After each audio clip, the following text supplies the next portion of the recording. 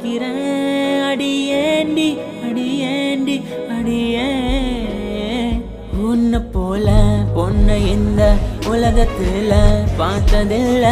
என்ற மனச கொள்ளை கொண்ட பொண்ணு வேற யாரும் இல்ல அழகே